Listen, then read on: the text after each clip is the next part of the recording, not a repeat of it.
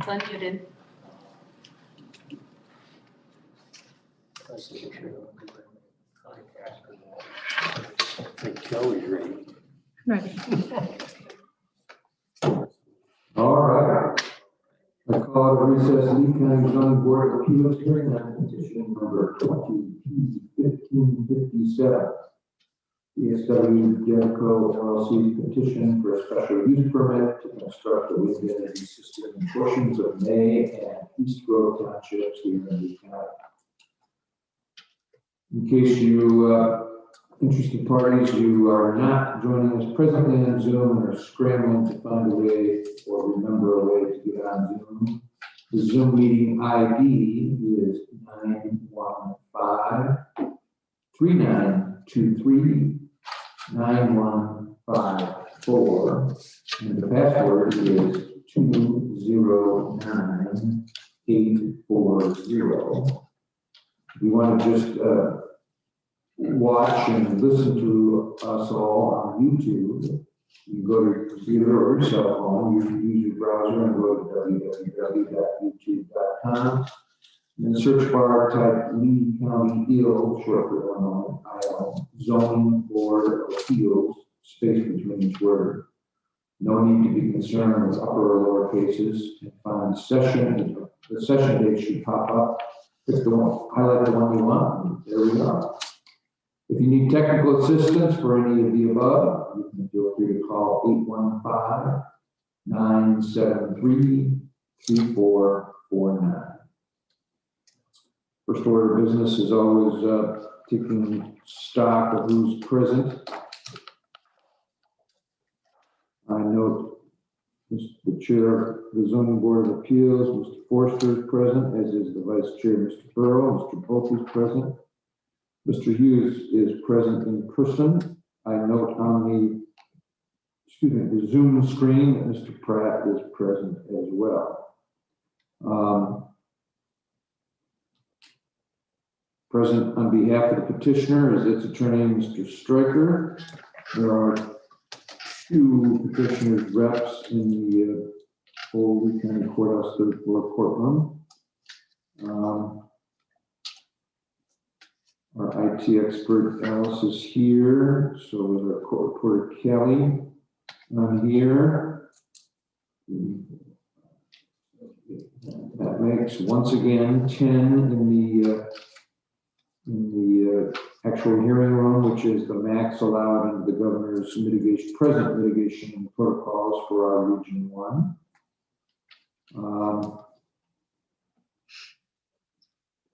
Present on the edges, but outside of the hearing room, our zoning officer, Ms. Duffy, the state's attorney, Mr. Boonstra. I saw Mr. McBride, the IT expert. That leaves us with 13 people total here on the third floor of the courthouse. I'm told that there are no interested parties either in the rear former jury deliberation room or in the first floor lobby. All right, enough of that. When last we left off, Mr. Stryker, on behalf of the petitioner, you were presenting evidence, and you may please continue.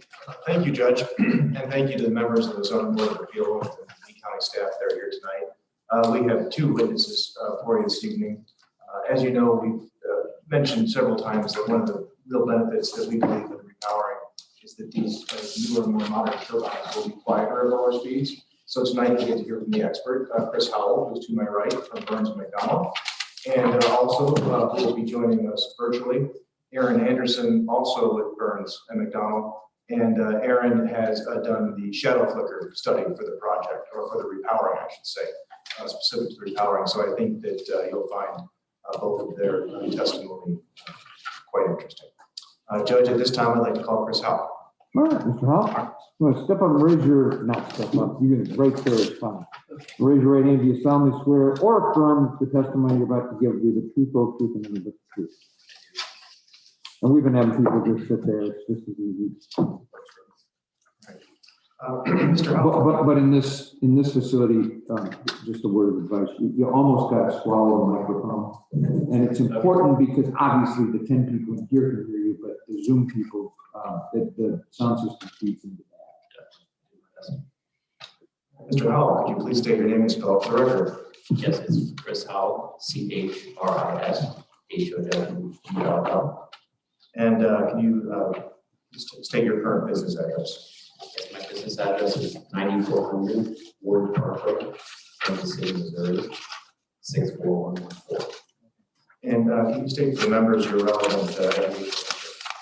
Yes, I have a bachelor's degree in mechanical engineering from Kansas State University. I took graduate level courses in acoustics. I'm an elected member of the Institute of Noise Control Engineering. They do a thorough review of academic and professional background, and you have to be elected by a current sitting member. And how are you currently employed? I'm a project manager in our environmental services group. And what are your job duties in that position? I oversee large permitting efforts. Specifically for this project, I oversaw all of the acoustical studies. Okay. So I had you worked on projects in the past. Correct. We've done multiple gigawatts of wind farms throughout the United States. And your work on those prior projects has all been geared towards sound and noise considerations? Correct. How long have you been with Burns McDonnell? I've been at Burns McDonnell for over 18 years at this point, and I've got over 20 years of consulting experience. Okay. And sir, if you could just briefly describe for the board members what the purpose of your testimony is here today. Real briefly, I will go through the process of the noise study, how it was set up, how it was performed, and then the results of that noise study. Okay. And then you prepared a presentation to give this evening. Yes, I have. Mr. Howell, I'm going to present you with what's been, I'm going to mark as Petitioner's Exhibit 10. If you could take a second to review that, please. I think it's 9. It's 10. Judge, I had Terry Vanderwall's presentation marked as 9. Correct. Okay. Mr. Howell, is this the presentation you prepared this evening? Yes, I do. So All right, thank you very much.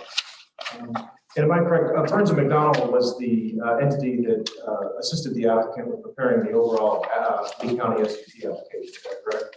correct. And I have in front of you what's been marked as Petitioner's Exhibit 1. Is that the application? And are you familiar with this application? Okay. If I'm correct, there's, Sorry. I could barely hear those last two answers. Yes, this appears to be the special use application. and I'm just going to turn quickly to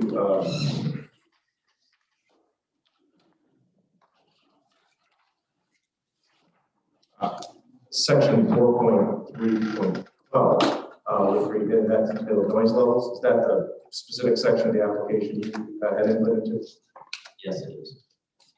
And sir, is your CD included in the application? Yes, my CD is included. It's pretty out of date. I've done more than 4 years and an additional 20 to 30 projects of farms since then. Okay, so it's your CD plus 4 more years of relevant experience? Correct. And then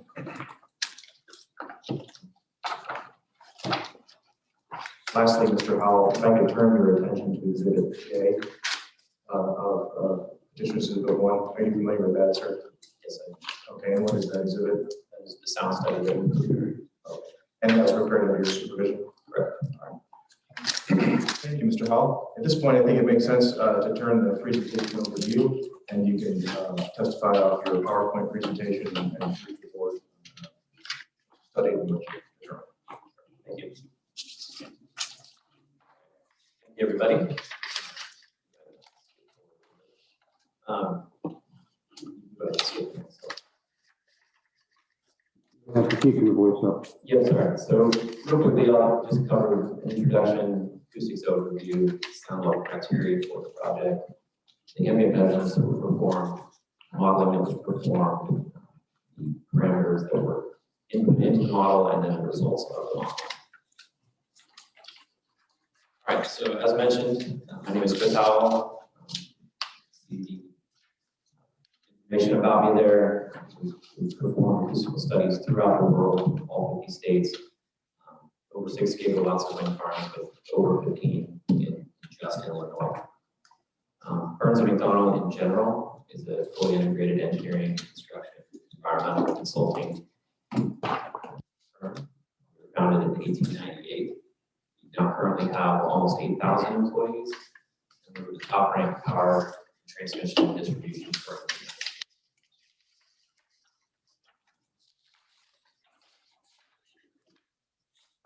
All right, so an acoustics overview generally.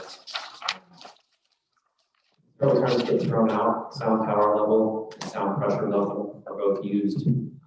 Sometimes they get used interchangeably, but that's incorrect. The sound power is a physical energy of a source, and the sound pressure is that power at a distance, essentially. The power creates the pressure wave. Sound is measured in decibels.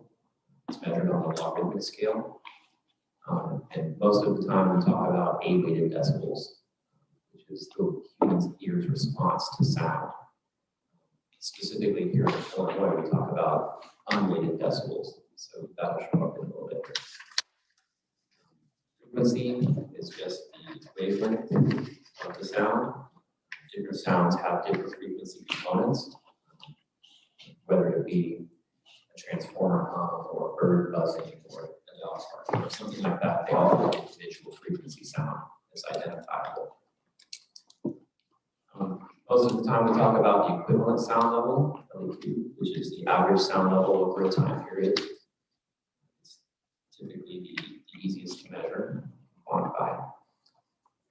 And then down there at the bottom, 3 dB, 5 dB, and 10 dB differences are rules of thumb. For 3 dB is when you start to hear a change in something, 5 dB is a clearly noticeable change in something, and 10 dB is considered a doubling, perceived doubling of the sound level. And again, that's because of the logarithmic nature of how the decibels are applied. All right, so to perform another study, the first thing we always do is determine the sound level criteria for the project. We start at the federal level. EPA developed the Noise Control Act in 1972. They then turned and delegated authority to local entities. They basically said, here's some guidelines. You know how best to regulate your own noise. Take care of them. So then the state of Illinois, the Illinois Pollution Control Board, enacted Title 35, specifically Subtitle H, Chapter 1, Part 901, for sound. And they have very specialized sound level requirements. They're actually quite difficult to analyze compared to some other states because they regulate each individual octave band frequency. So that they do a pretty good job of making sure you're not going to have particularly annoying noises. And so then from the state, we also have to look at local entities. And Lee County has a code of ordinances. Chapter 10, 15, 15 is specific to wind energy systems. And it does call out that you have to meet the IPCB regulations. So the overall overriding limits for this type of application would be the IPCB limits. All right, so as mentioned, IPCB regulates very specific octave band frequencies. There are different types of band classifications, and the rules apply differently to the different types of land classifications. A residence is considered a Class A, mixed use is a Class B, industrial or agricultural land is either a Class C or Mr. Howell, excuse me. Yes. I just got a text from one of the people listening on Zoom. It says, Judge, he's hard to understand, not clear. Okay. Is that better? Get your, the sound system's not the best, we know that, just try your best. Apologies. I'll try to stay right around. There you go. So the specific land classifications that I was discussing there, for this type of application, the area is almost exclusively agricultural land. There are no criteria established by the IPCB for sound emanating or received on agricultural land. So what the IPCB does is they decide that the residence itself still gets protected as a residence. So the You then would apply the Class C, which would be the wind turbines, to the Class A, which is residences. So you are applying, they also have daytime and nighttime limits. And so applying the nighttime limit, which is lower, is the most restrictive application of the rule here. So then you can see the specific values there for nighttime limits in the individual octave band frequencies. Of note for wind turbines, typically the 1000 hertz is the one that is hardest to meet in Illinois, just because that's a pretty low level, and 1000 hertz is also the most readily audible frequency for humans. So they put a little extra emphasis there, and that ends up being the overriding limiter for the facility. So, next slide, please. All right, so the next step after establishing what the sound level criteria was we went out and took ambient measurements. We performed those ambient measurements for the previous application of this facility. So that was done in November of 2018. There were 13 total measurement locations. So each of those 13 locations was measured 4 different times, morning, noon, evening, and midnight, for 15 minutes each, to come up with generally an overall picture of what the sound levels are for those specific locations. Those locations were chosen because they were representative of larger areas. They were mostly unaffected by highway noise, and they were represented in specific locations where turbines could potentially impact residences.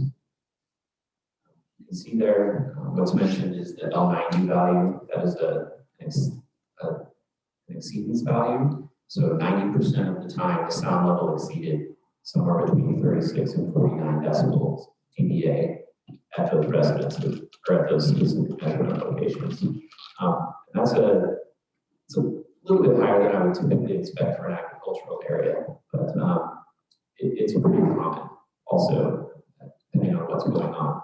And as you can see at the bottom there, some of the existing wind turbines were operable at some of the locations. There was traffic, planes, insects, wildlife, and even just the wind itself was making sufficient noise that was noticeable. Full detailing of what was heard while these demand measurements were taken is in the noise study report. I believe it's Appendix A. Chris, one question. That's Appendix A to Exhibit J. For the application. I believe it's. Give me a second.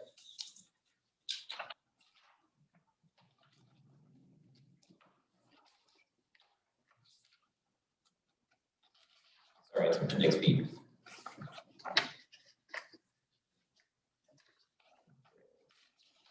Next slide.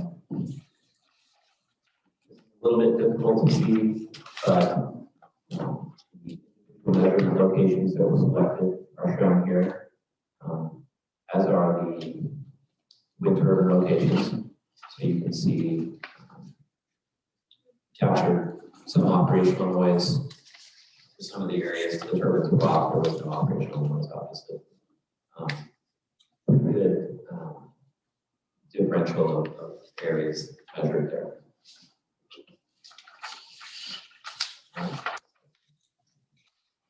So then after we quantify the ambient sound levels in the area, we will do a modeling analysis to determine what the future impacts may be.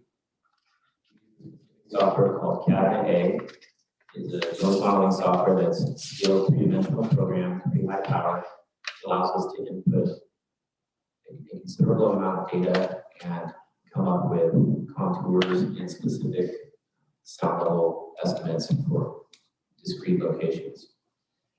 The model itself is based on ISO 9613, which is the standard method for calculating outdoor sound propagation. It assesses the sound pressure levels based on the center frequencies of the octave band as established by ANSI, it's American National Standards Institute. And then we looked out to 3 kilometers, which is a little further than the model typically would look, just so we covered our bases here. you kind of see the results of a generic wind turbine there. You can like sort of two turbines are near each other, there's an overlap area.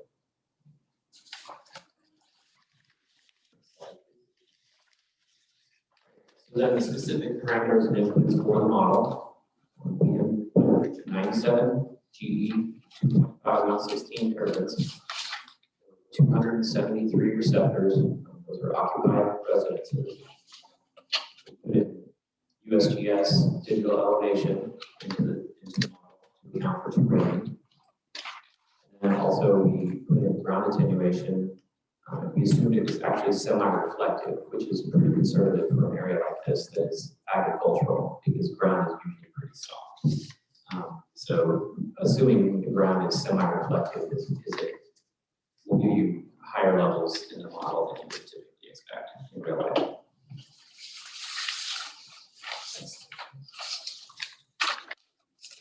All right, so then, as mentioned, the modeling was performed with GE 2.5/116. A height of 80.6 meters was used, and an overall sound power level of 108 dB was used. Now, that's about the max that these kinds of turbines can get to these days. Most turbines are being created such that the max level doesn't change much between different types of turbines. Sorry, the existing turbines that are here now, the way the blades were designed, are actually slightly louder at lower wind speeds than these turbines would be. So these would typically be quieter at lower wind speeds. The max speeds, or the max sound power levels, are about the same. So then that data was provided by the vendor. It's generally a guaranteed value. We applied an uncertainty value that is standard in the IEC data. So applying an extra 0.8 dB on top of the levels that they've already said that their turbine won't exceed. So we're going above and beyond that. We're using the worst case sound level at each octave band. So even though they give us an overall value, we'll use the maximum at 6 meters per second, the maximum at 8 meters per second for the different frequencies, just where it happens to fall. And then the model assumes all turbines are operating simultaneously at their max level, which isn't necessarily always the case. So then some further conservative assumptions were made. The model assumes atmospheric conditions are favorable for sound propagation, so that generally means the sound's going to travel farther than it would indicate.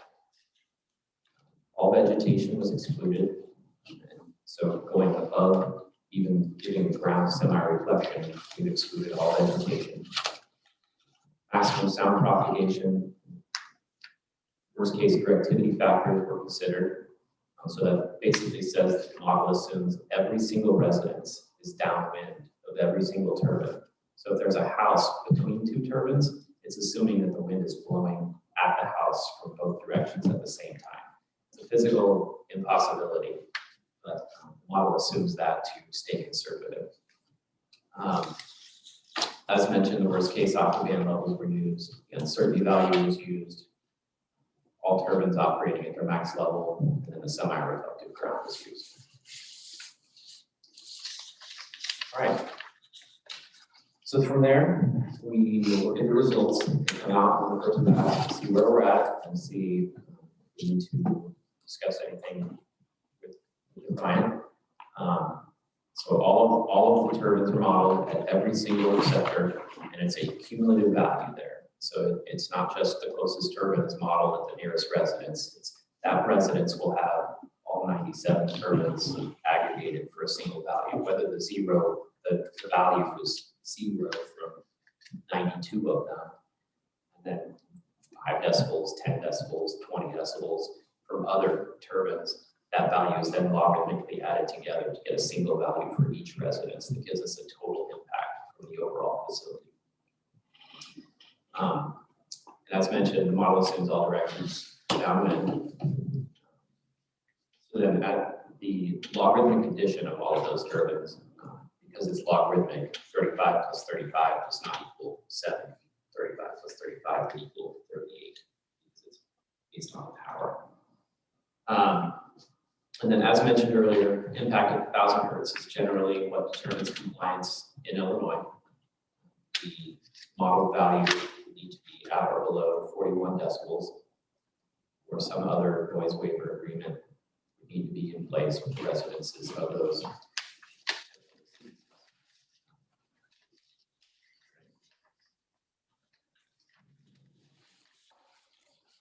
And we also create a contour. I apologize, folks, you know, it doesn't show up very well on the screen. Hopefully it shows up better online. The yellow contour is essentially the 41 decibel contour from all of the facility, all of the wind turbines aggregated. So you can see residences inside or outside of that contour. You can tell who exceeds or does not exceed the IPCC standards based on the facility model as it is.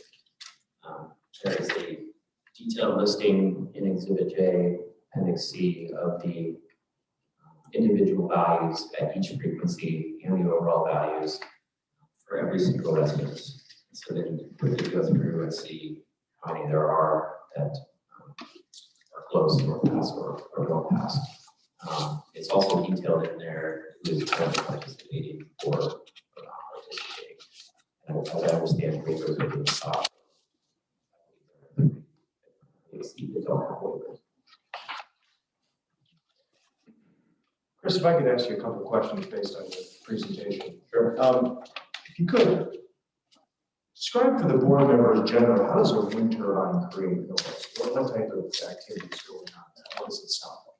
Yeah, so there are different ways that it can make noise. There's mechanical noise at the nacelle of the wind turbine itself, which is generally dwarfed by the aerodynamic noise that is created by the blades passing through terminal edges off of the blades as it's passing through the air, and also passing by the tower. You hear what's called, typically referred to as a swoosh or a hum. Individual turbines, as you're close to them, make a swooshing sound every time that blade passes by the tower.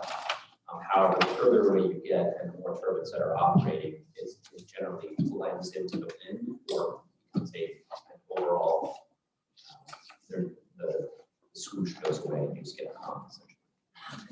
And we have talked to the board members about the existing turbines, the Suzlon S88s, and we've also talked a lot about the turbines that we plan to install, which is this GE 2.7 family. Correct. And I believe it was GE that sent you all the data to use for your report. Correct. And one of the things that we've been telling the members is that we hope and believe that these new GE turbines will require lower wind speeds. Is that also your belief? That's what I understand. Okay, and what does the data tell you? How do you extrapolate that from the data? So the vendors provide individual octave band data at 10 meter wind speeds. So they'll provide 6 meters per second, 7 meters per second, 8 meters per second, and they'll tell you what the frequency distribution is of that wind turbine, and it changes with the wind speeds. So what we're modeling here is essentially worst case scenario of all of that, but on a day-to-day basis, typically it would operate lower than that. And what we understand by comparison of Suzlon directly to the GE data is that at lower wind speeds, the GE would be typically quieter. And we've also, at least Mr. Cutie talked to the board members about that you're really most concerned about noise at lower wind speeds. Is that correct? Generally, yes. The at lower wind speeds is going to be more noticeable because the wind itself is not masking the sound of the wind turbine anymore. There are certain days where the maximum speed could occur. As mentioned in the model, there is moderate ground basing inversion considered, where a day like today, where we have a lot of fog and it can't escape and go anywhere, that's actually considered a temperature inversion. So the temperature is warmer above, so the atmosphere can't escape. That essentially traps sound, and the sound can't escape. In a scenario like that, it's potential that the max sound level wouldn't be masked by the wind, but on a day-to-day basis, that the maximum sound levels are going to be masked by the wind speeds themselves. wind sounds themselves. Okay, and so in sense, just to summarize, since the sound levels are masked at a high wind speed, that's why you're more concerned about what the noise level is going to be the low wind speed of the turbine. For this specific analysis, we're only concerned about the maximum sound levels that the wind turbines can make, because that's what you would compare to the IPCB regulations. Yep. On a day-to-day basis, you are more concerned with lower wind speeds. And your comment was nice dovetailing on one other thing I wanted to ask you, which was your modeling was looking at the max noise to wonder if we're going to trigger an exceedance, correct? Correct. Okay, and it appeared from the materials in the report that there were 3 exceedances. Correct. And those would all be in Lee County? Correct. Okay, and the mitigation factors being considered either one, a waiver from the landowner, is that correct? That is one way. Yeah, what are some other ways to mitigate sound or noise from a wind turbine? So there are a couple of ways to do it, depending on where you are in the process. If you're upfront like this, you could potentially specify to the manufacturer that you need low noise trailing edge blades. It is a fairly expensive option to switch out those blades, but it is an effective option to reduce sound levels somewhat. If we're talking about 1 or 2 dB, it would effectively reduce the sound levels enough to get below that. So that would be one option. Another option then is to degrade the turbines themselves so that they never hit that peak wind speed, so that they never generate peak sound levels. Okay, so there are mitigation options outside of waivers, correct, for exceedances.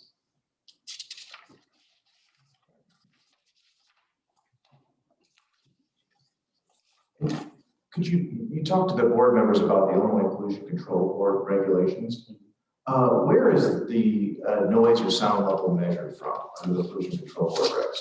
So it depends on the situation. If you're talking to residence to residence, it's measured at one location. If you're talking for a situation like this, where it is a wind turbine on agricultural property, the sound level would be measured at the physical residence. So roughly on the exterior of the house, far enough away that you're not getting reflections off the house. And that's what you're looking for, correct? Correct. Okay.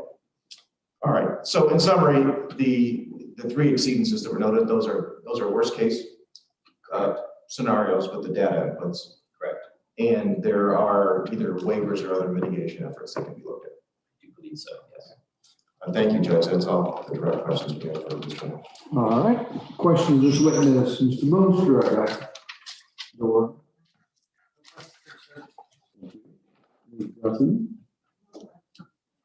Mr. Forster. No questions. Mr. Burrow. Yes, do you have a list of the residences that are above the Illinois Pollution Control Board according to your modeling? Yes, I do.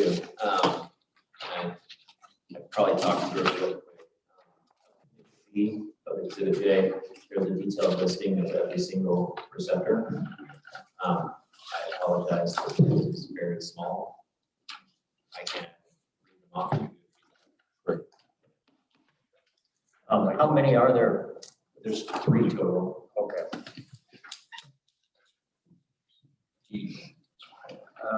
Yeah, for easy reference, the specific 3 are highlighted red.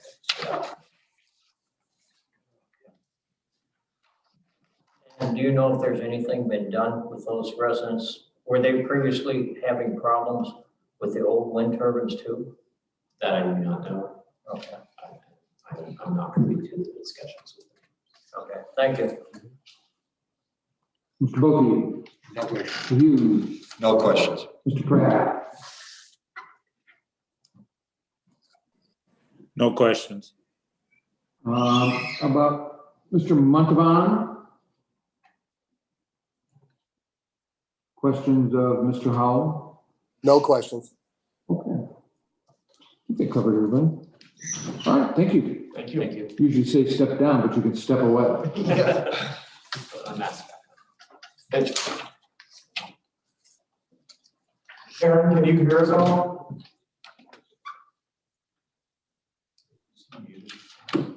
Okay. Judge, we're ready to call our next witness or follow your lead? Mr. Just a couple of technical things. Mr. Anderson, can you hear me? Yes, I can. and we can hear you. So if you'll do me the favor, please, of raising your right hand. You solemnly swear or affirm the testimony you're about to give is the truth, the whole truth, and nothing but the truth. I do. And you may inquire, Counselor. All right. Thank you. Mr. Anderson, if you could please state your name and spell it for the record. Sure. Aaron Anderson, AARON ANDERSON, And what's your current business address? 9400 Ward Parkway, WARD, Kansas City, Missouri, 64114.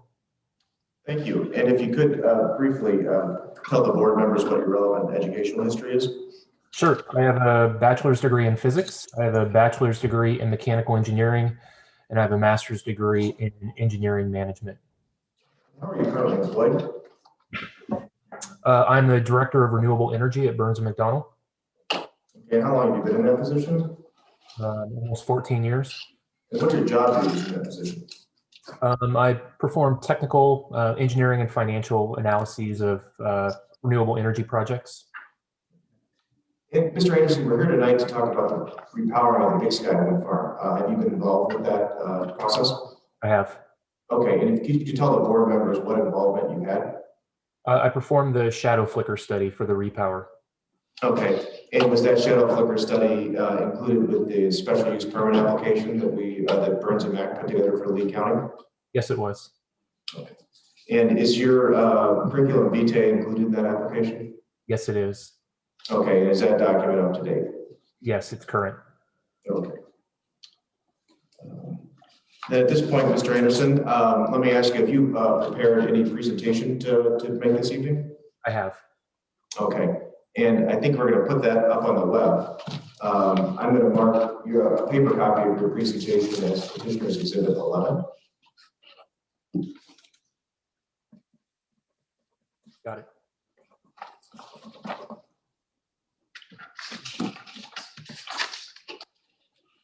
And as soon as you're ready, I will turn things over to you to talk directly to the board members. Sure. If you could go to the next slide, please. So by way of agenda, I'll give you a brief introduction of myself, a little bit more than what we just. All right, just a minute, Mr. Anderson. I don't know what happened, but you were coming through loud and clear, and then when you started talking, it faded into the distance.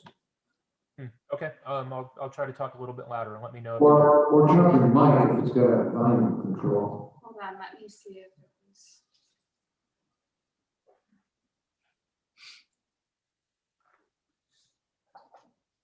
was. Test. Yeah, Give us a few test. can you hear us? Yes. Can you hear us?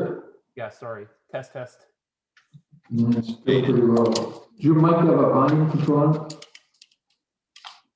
I beg your pardon? Does your mic have a volume control? Your laptop or computer mic? Or if you're using an external one?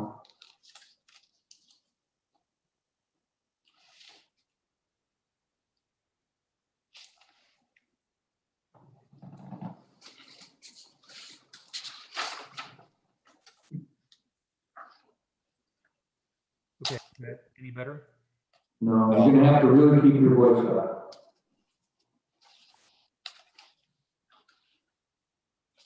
Okay, if it's really bad, I can try to call in. I'd be happy to do that. It would only take a moment. Well, just keep your voice up. Right there was okay. Get real close to the mic and keep your voice up. Sure, can do. Okay, so by way of agenda, I'm going to give you a quick introduction on me and some of my background, a little bit more than we just discussed. We'll talk about what shadow flicker is and why we discussed it. We'll talk about the modeling that we performed and results of that modeling. Next slide, please.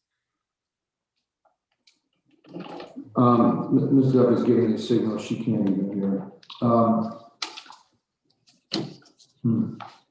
Let's take a break. You guys, you petitioner work on the technical problem there.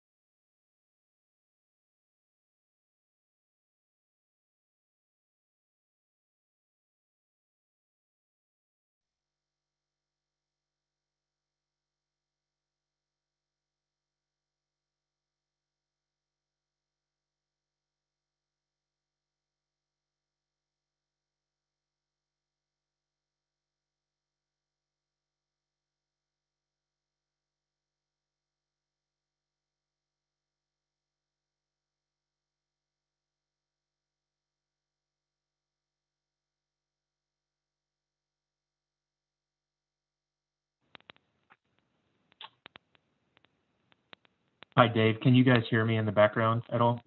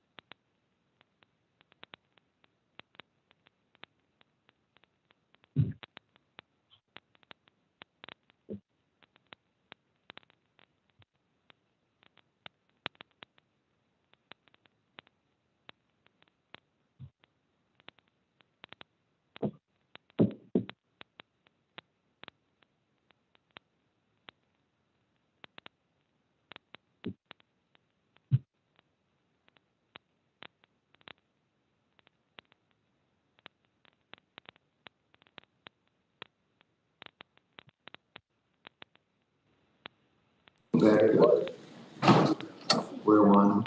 Mr. Ange, can you hear me now? Yes. Can you hear me okay? Perfect. Excellent. All right. Shall we proceed? Please. Okay. By way of introductions, I am a licensed professional engineer in 4 states, including the state of Illinois. I've been working on projects like this for about the last 14 years and performed flicker studies across the country, including more than a dozen now in the state of Illinois. Mr. Howell gave an overview of Burns McDonnell, so I won't belabor the point, but same firm, so everything that he said would still apply organizationally here. Next slide, please.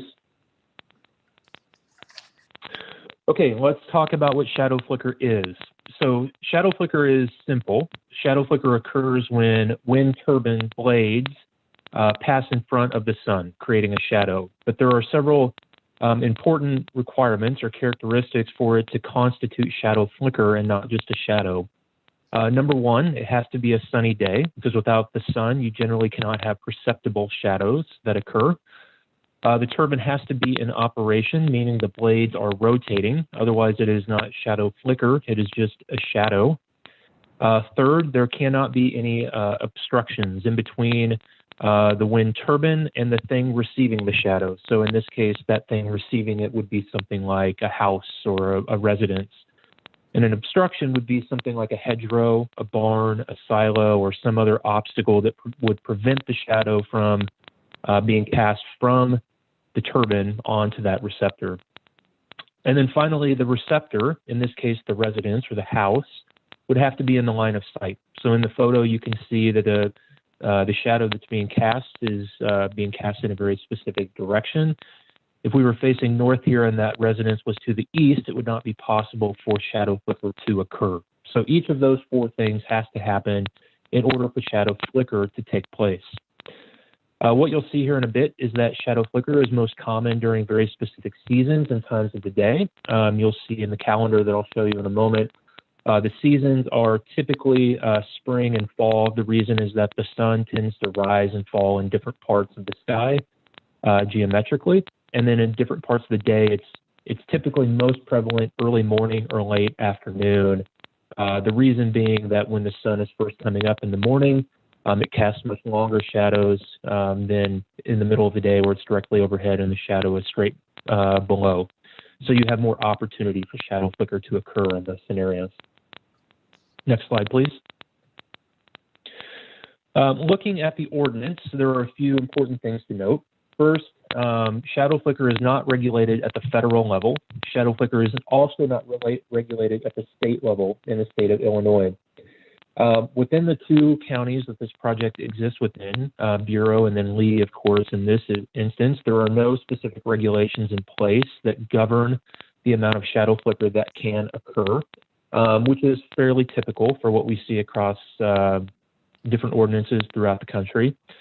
That being said, what the developer in this case has done is commit to contribute less than 30 hours per year to any specific residence without a landowner waiver. So that landowner providing a waiver and participating in the project. 30 hours is a very typical industry benchmark that we see throughout the country, so that even though there are no regulations in place within Bureau or Lee County in this case, when we do see regulations, 95% of the time, those tend to be around 30 hours per year. So it's a very common benchmark that we use in this case to try to be consistent with other areas that would have a regulation, even though there is nothing here.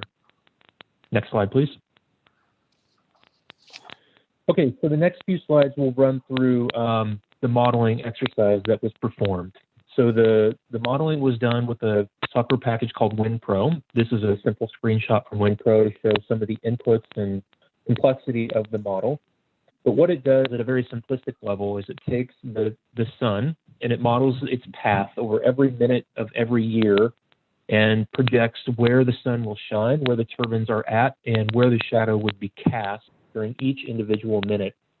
All of those minutes when shadow flicker has occurred are then aggregated by receptor. So in this case, a receptor is a residence or a house. We'll use those interchangeably. We would add all those up for the individual receptors or houses, and that reflects the total amount of flicker that would occur at each individual residence. Next slide, please. Working through some of the inputs, we tried to, similar to what Mr. Howell ran through from a noise standpoint, we tried to take a very conservative approach to the amount of shadow flicker that would occur. So let me run you through some of the individual inputs that went into the model. First and foremost are the turbines. We took 97 different turbine positions. We modeled each one of those turbine positions using the GE 2.7 116 turbine, meaning it is 2.7 megawatts with 116 meter rotor diameter. Our understanding is that the turbines will actually be operated at a lower level potentially than the 2.7, but just in case, modeling them at 2.7 gives a slightly more conservative view than the 2.5 or 2.3 megawatts that they would be modeled at. So if they were to be derated to 2.5 or 2.3, results would only improve relative to what we're showing here. We modeled 273 individual receptors or occupied residences throughout the study area, and we modeled each one of those in what is called greenhouse mode within WinPro. What greenhouse mode means is that each individual residence is modeled as a glass house, meaning it's got glass windows on every side of the building, which is important because in your house, which is probably much like mine, although there are windows on many sides, it's not completely a glass box. So what that allows the model to do is aggregate a higher level of shadow flicker at each individual home than would actually be seen within the home. So again, giving a very conservative view relative to what will be observed in reality. Next slide, please. The next input we took into account of those 97 turbine positions, we modeled every one of them with a hub height of 80.6 meters. So that's how high the center of the rotor would be. And we modeled the rotor diameter. So from blade tip to blade tip as 116 meters, which is again consistent with what is expected to be installed and consistent with the shadow flicker study, noise study that Mr. Howell just presented. Next, we model the operational parameters of those turbines. So you'll remember from the second or third slide that I went through that shadow flicker can only occur when the turbine is in operation. So we tried to model how the turbine will actually operate at this site. In order to do that, we took wind data that was measured at the site, and then we modeled that for each individual turbine and said, okay, spin when the wind is blowing, don't spin when the wind is not blowing. Spin at the actual speed, rotational speed, the number of RPMs that the turbines will actually operate at, to give us as realistic a representation as we can of how often this will occur. Next slide, please. The final set of inputs that we looked at were obstacles. So obstacles, as I mentioned, could include things like hedgerows, buildings, silos, barns, anything else that could block a shadow from occurring. What's important here is to note that we disregarded those. We did not consider any obstacles within the model, meaning that any residence, any home that is next to a tree line or is next to a barn or some other obstruction that could block shadows from reaching the home would only improve the results that we're going to see here today. They cannot possibly, it's not physically possible for the results to get worse because of obstacles, because we didn't consider any. And then finally, we looked at terrain. So this is a terrain map of the area and where the turbines are actually located. We took all of those contours, we modeled the actual height above sea level of every individual turbine and every individual receptor, so that, as you probably know, most wind turbines are normally placed high so that the developer can get the highest wind speed possible and maximize output. What's important about that is when they are actually higher, it gives it the opportunity for a shadow to be cast further. So we want to make sure that we represent that within the model. So we use the terrain data to do that. Next slide, please. I apologize. These are the last inputs. So the last two that we looked at were flicker relevance.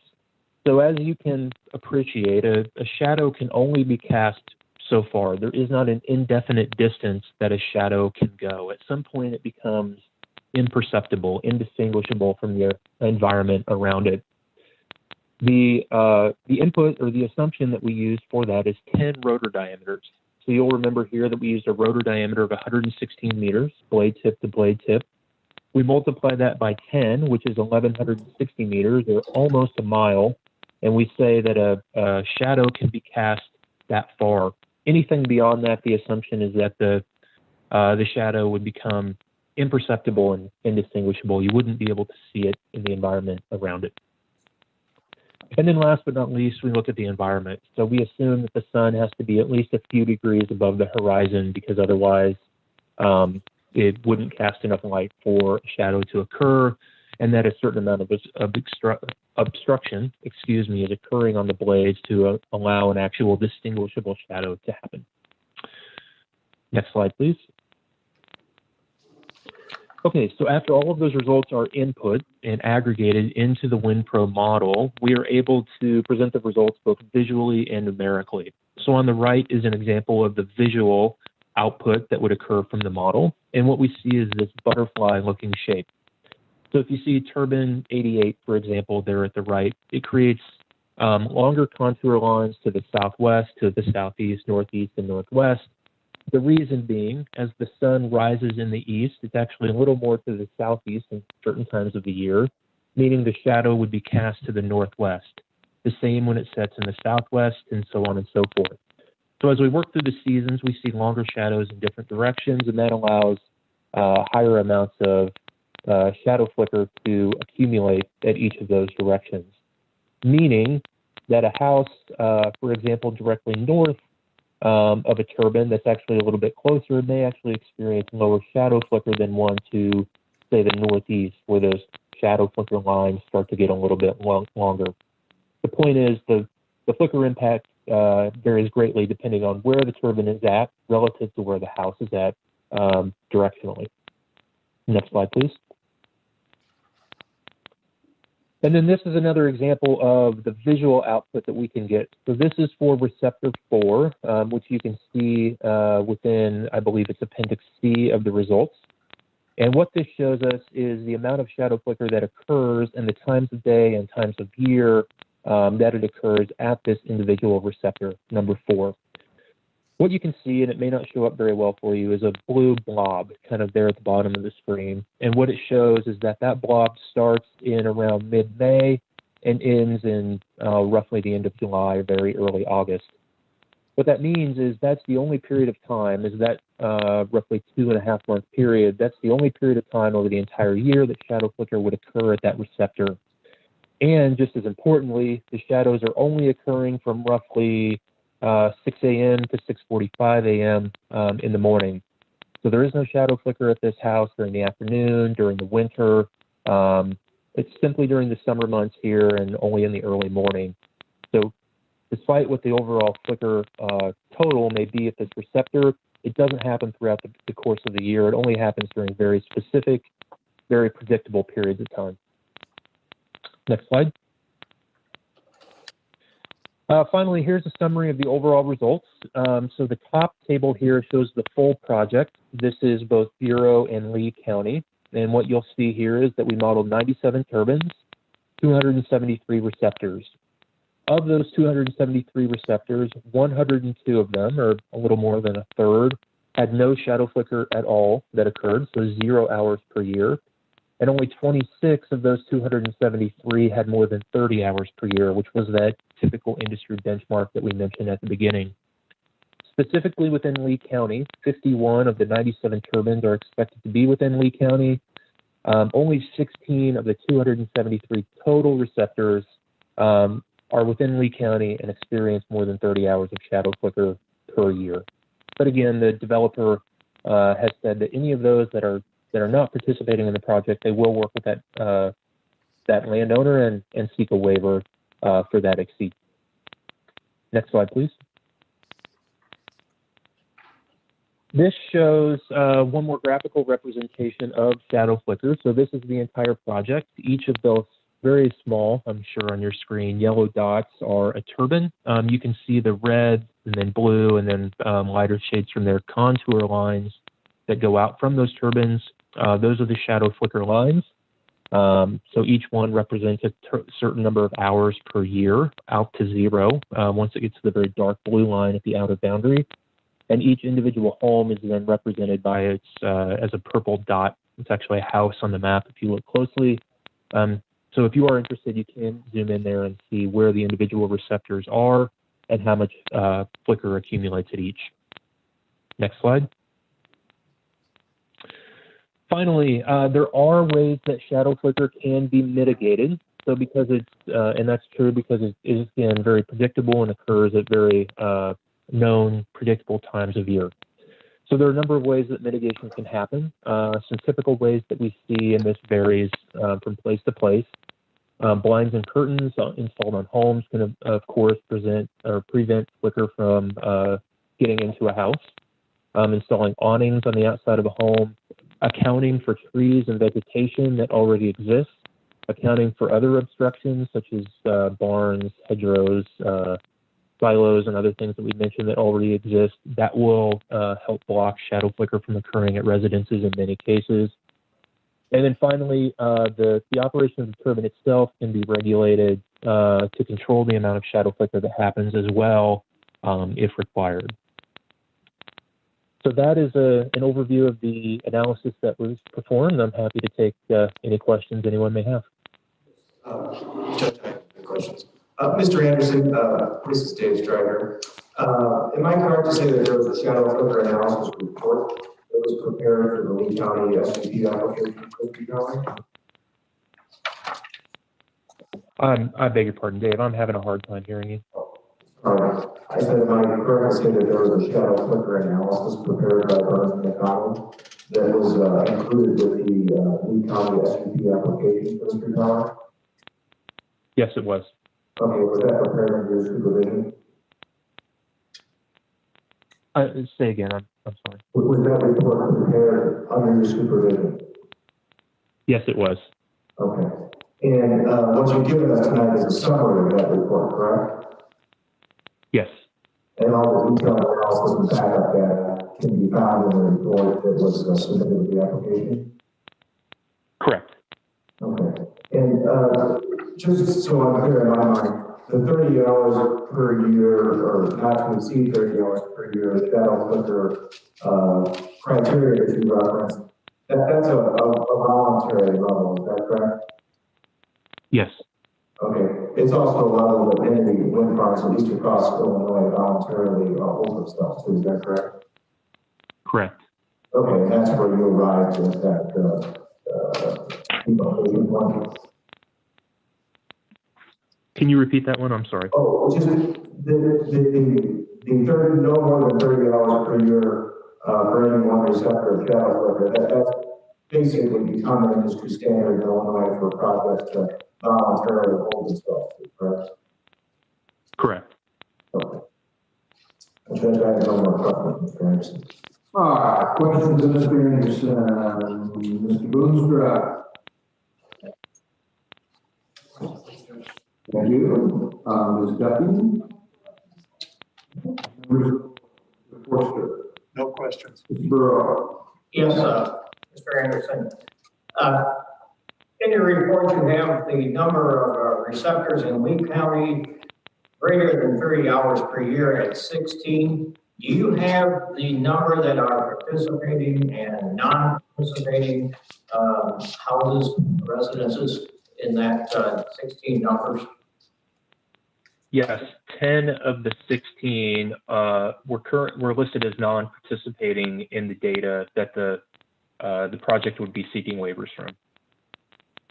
Okay, and are you familiar? Would you say that again? It didn't come across very clear. Apparently, Mr. Burrow, but I didn't quite get it.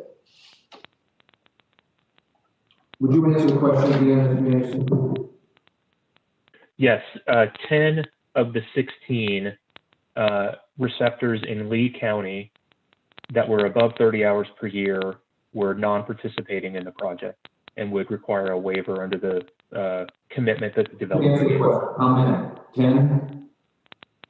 10, 1-0. Thank you.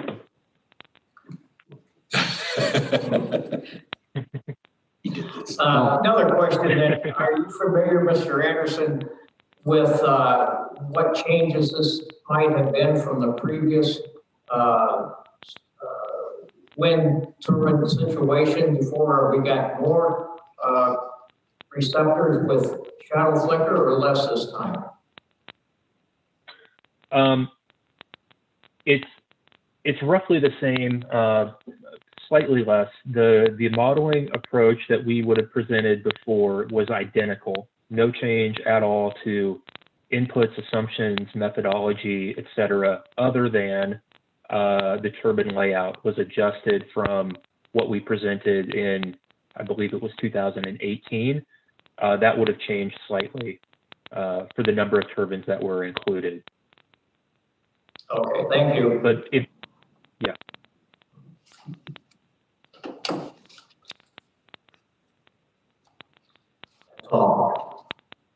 Thank you. Let's see. Ms. Volpe. No question. Mr. Hughes. No questions. Mr. Pratt.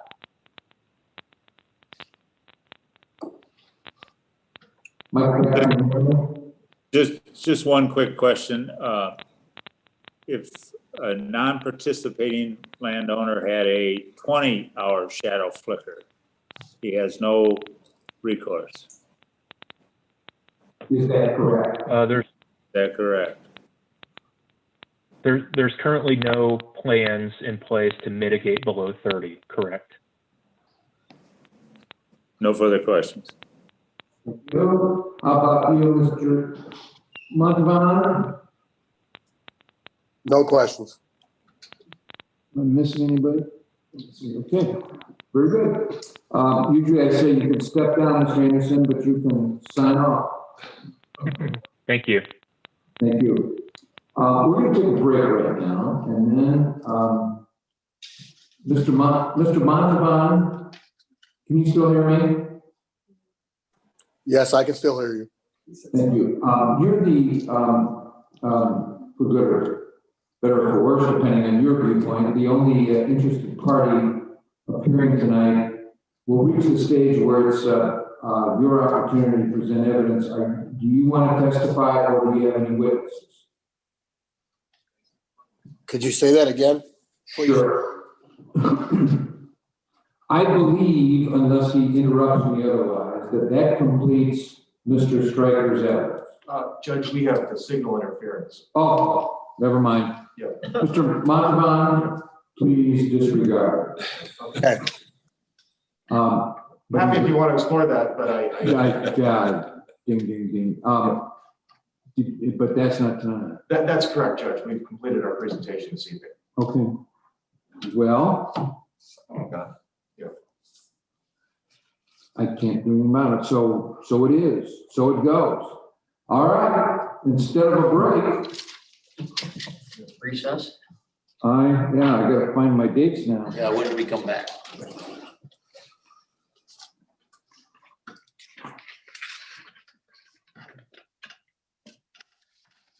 Reading down the column, Bureau County, Big Sky, Rideau. 27th or the 2nd? I believe it's the 27th. 27th. We had first and second. Let me double check before I get it wrong. 27th, everybody's a yes.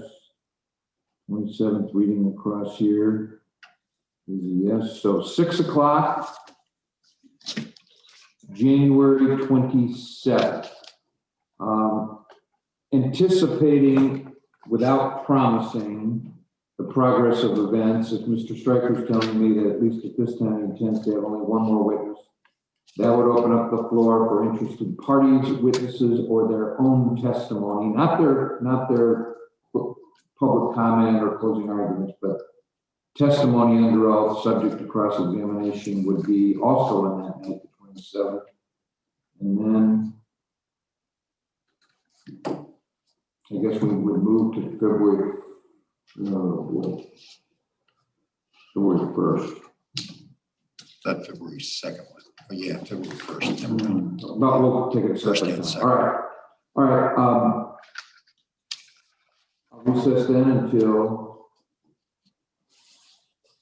I guess it's January 27th at 6 o'clock here in the old Lee County Courthouse. Judge, do you want to tell Marty, is he familiar with, if he wants to testify or anything, has he talked about this? Marty Monavan? Well, we don't even know if he's going to be here on the 27th, but Mr. Monavan, I think I'm being asked to explain once again, if you, Mr. Monavan, did you hear my opening comments maybe a month ago? I did not. Okay. The hearing is in stages. We're right now in the evidence production stage.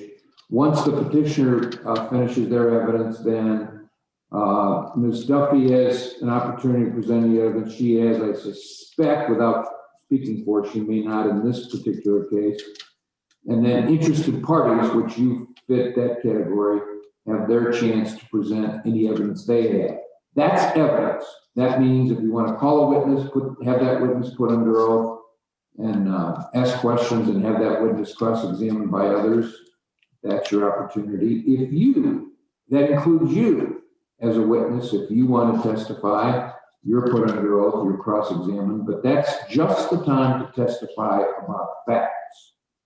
Facts are things like the light was green, the light was red, the sun shines in Lee County 365 days a year. I can hear sound that a mouse makes from 100 yards away. Those are facts. You say how you feel or what you think or your opinion for public comment, closing argument. That's the time to tell the board, I think you ought to do this because the evidence showed this and this. Or if I was on the board, it's my opinion that you should do this because of the evidence of this and so. So the next stage I'm talking about is the evidence production, and then following that we'll have closing arguments, closing comments. Mr. Stryker will go first, and then any interested parties such as yourself. You think you generally get what I'm explaining? I understand, yes. Okay. And we'll recess until the 27th at 6 o'clock. Mr. Bulkey, 6 o'clock. Okay. He'll be here. I know, he likes to give me grief. That's good. When are we gonna do the solar? 25th, The 25th and 26th. Oh, yeah. January. Yep, so We're gonna go solar. I would have missed those two.